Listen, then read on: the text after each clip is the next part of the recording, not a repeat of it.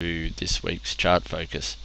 I was hoping to get one of these videos done every weekend. It's already 2 days late, so not a great start, but let's kick it off anyway. Alright, first we're going to have a quick look at the S&P 500. Nothing too technical here. I'm purely going to throw a few fibs on here. Let's run it from that high to the low. Looks like an obvious spot. Right on the 50 at the moment, so at a pretty key area at the moment. This next fib looks like a really important area to me. There's previous support here and here, and a few little areas of resistance there as well. So around that 1360 area looks pretty significant for me as to an area that could possibly be a turning point in the short term.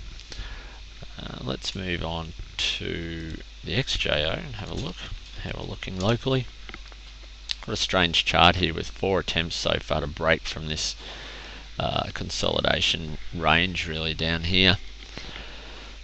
Looking hopeful. Obviously couldn't go on with it today, but a break of here is obviously going to be bullish. We can whack some fibs on this one again and just see how we're looking. And the 50's up around that 4200. 4200 seems to be a significant figure that many are talking about as to a figure that the big futures players might try and push the market towards by Thursday for their expiry. But as usual, I'll just play it by ear and let the market tell me what to do, basically. I very rarely, if ever, go into the trading sessions with any real disposition one way or the other as to what I think the markets will do. I basically just let price action and of individual charts in the market push me whichever direction they want to during the day. If that means at the end of the day I'm quite long heavy or short heavy or somewhere in between, well, so be it. But rather than predict, I'm more than happy to let the price push me around, so to speak. Alright, so that's the XJO. Now I've got a couple of requests from one of our HipChat members to look at a couple of charts, so I'm going to do that right now. First one's Aqua.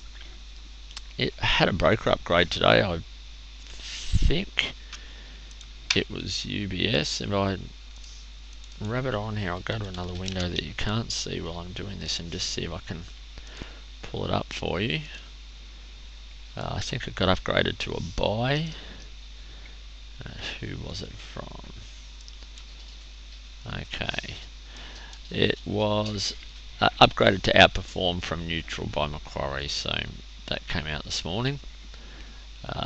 Whether that will give it any legs or not, we'll find out over the coming days. Certainly started strongly today and couldn't go on with it.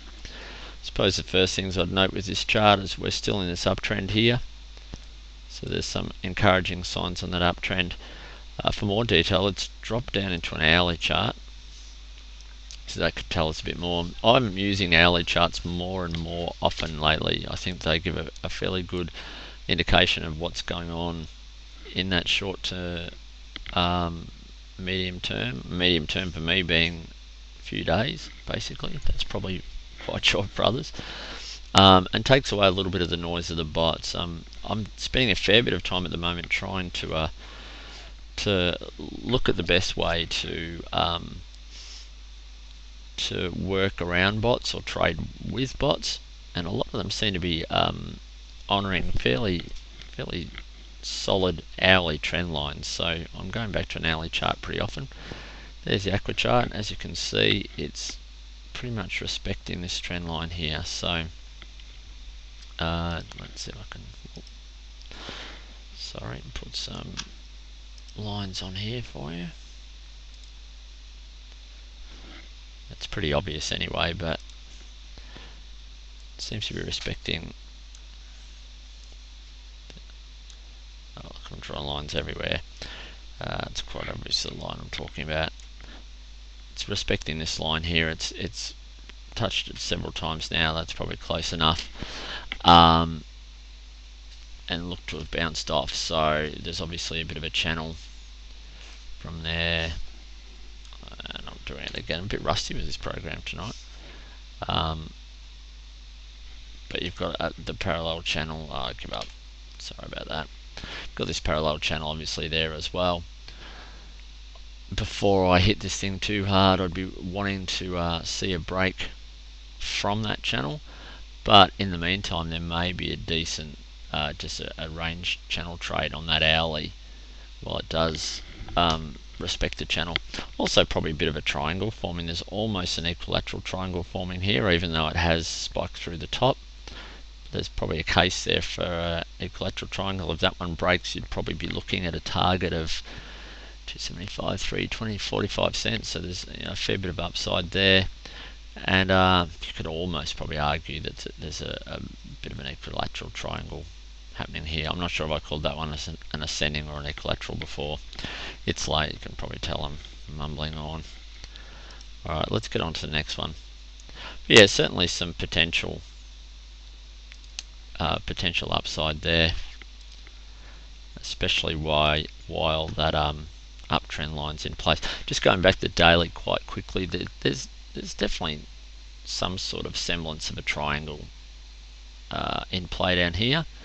So if that one is to break, then you'd measure the range from the top there, which is 343, bottoms 275, so that's a good 25, 65 odd cents, 70 cents odd, brings you up to 4, which there was a little consolidation around anyway, so that's probably quite a reasonable target if this thing can break.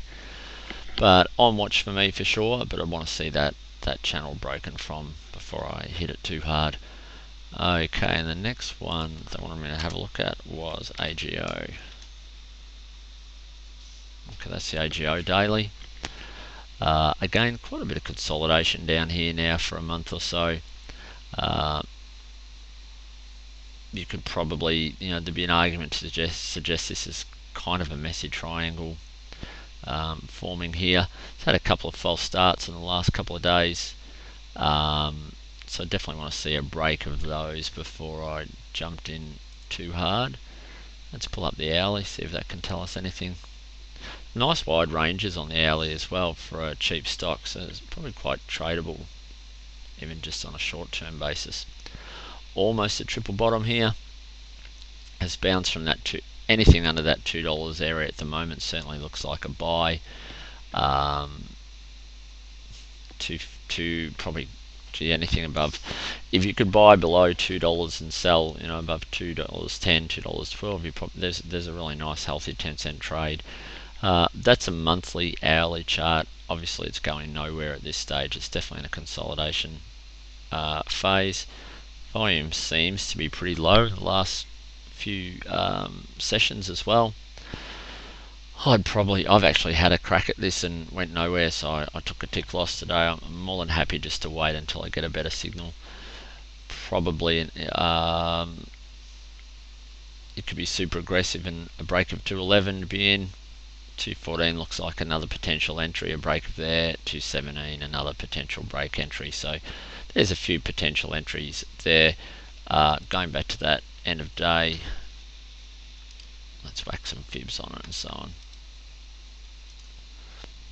If we took a fib from that one there, plenty of potential targets, and look at this is a really interesting target. There's this little gap here, and that first fib's right on the gap fill, so you'd have to think that let's see, is it about 236 or something like that? 236. You'd have to think that that's a good potential first target if we do get a bit of a break in this chart.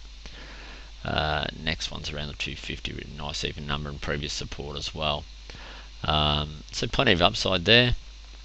Obviously, you'd position size accordingly with your upside accordance to how much you want to give back, and probably you'd be, given that it's bounced every time it's got under $2 for the last few attempts, you'd either have to give it plenty of room and let it dip lower than there, or find a stop based on that hourly chart that's a little bit tighter. Alright, so that's AGO. A couple of charts that certainly look like they're due a bounce. but I'd like to see one of those signals before I hit it too hard. Alright, just quickly, I might look at just a few charts before I finish off. I might focus on a couple of the goldies. I noticed today that Newcrest ran pretty well all day while the price of gold was going not too fast. So let's pull up a 15-minute chart of Newcrest. There's a 15-minute chart. You can see it ran quite hard all day today. Gold wasn't really going anywhere, and often the gold, I've found past experience has shown that the gold charts actually run before gold does, which is quite unusual, but or unexpected, but see it time and time again. Gold at the moment's only up $1.50 or so, so not a lot of movement there, but definitely some good Newcrest movement, and has broken this multi-day tight range. So obviously the key was the break of the 8th of June high, 24.86, which we got through and closed above. So it certainly looks like it's trying to put in a bottom here. And again, 1, 2, 3, that's 4 attempts below $24 now, and bounce back every time. So as far as targets, 26 looks like a pretty obvious spot for some upside, which gives you plenty of upside there. And obviously if gold kicks on, there's way more upside again. Just fun, we'll whack a few fibs on there. There's a few targets. A couple of gaps around here would again be an obvious area that I'd be looking at some action to. Obviously these aren't the kind of ultra short term trades that I'd normally be taking, but they're certainly worth having a look at. Alright, just sticking on the gold train at the moment. Let's have a look at this one. This is red. Notice this one moving quite hard today on some volume, not massive, but let's go back to 15 minute. As you can see, quite strong all day. Broke previous resistance and didn't stop. Volume kicking in the last couple of hours, especially. Bit of profit taking at the end of the day. Could safely look for a break of today's high. Going back to the end of the day, given there's still plenty of upside. It's got back inside this 150 support, has fallen out for the first time in quite some time, back in there.